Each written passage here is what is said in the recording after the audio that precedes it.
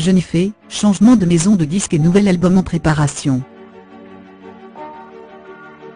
Surprise, Jennifer enregistre actuellement son nouvel album. Pour son grand retour, la chanteuse a décidé de créer l'événement, et de prendre un tournant dans sa carrière. Nouveau bébé en route. Avec ces 4 mots publiés en légende d'une photo où elle est en studio d'enregistrement, Jennifer a affolé ses fans sur Instagram.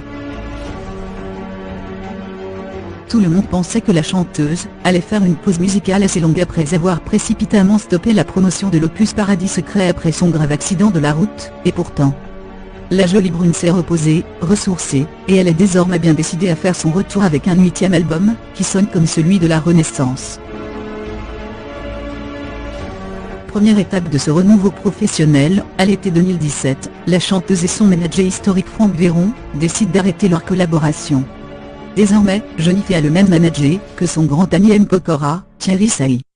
Seconde étape, changer de maison de disque.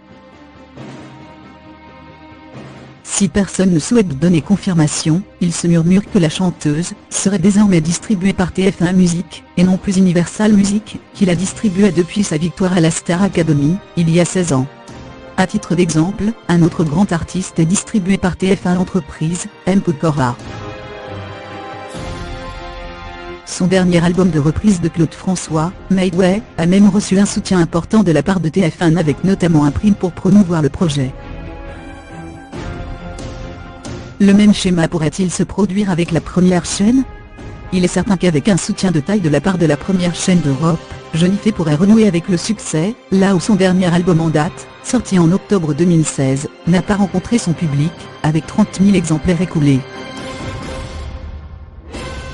La chanteuse a reçu de nombreux textes.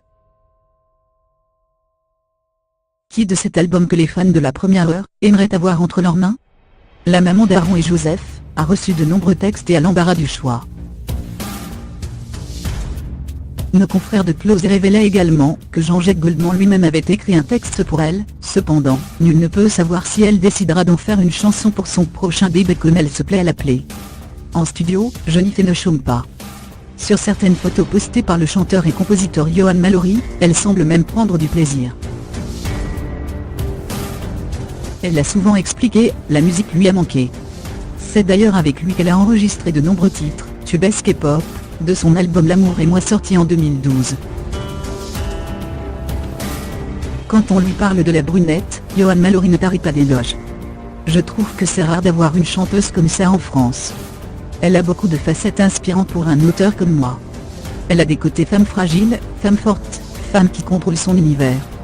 C'est assez intéressant d'avoir des interprètes comme ça et oui, j'aime beaucoup ce qu'elle dégage, confia-t-il lors d'une interview.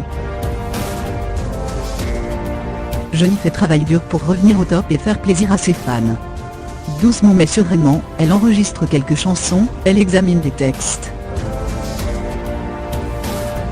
Et si la star profitait de l'exposition qu'elle va avoir avec la nouvelle saison de The Voice Kids diffusée à la fin de l'été pour lancer le premier extrait de son nouvel album?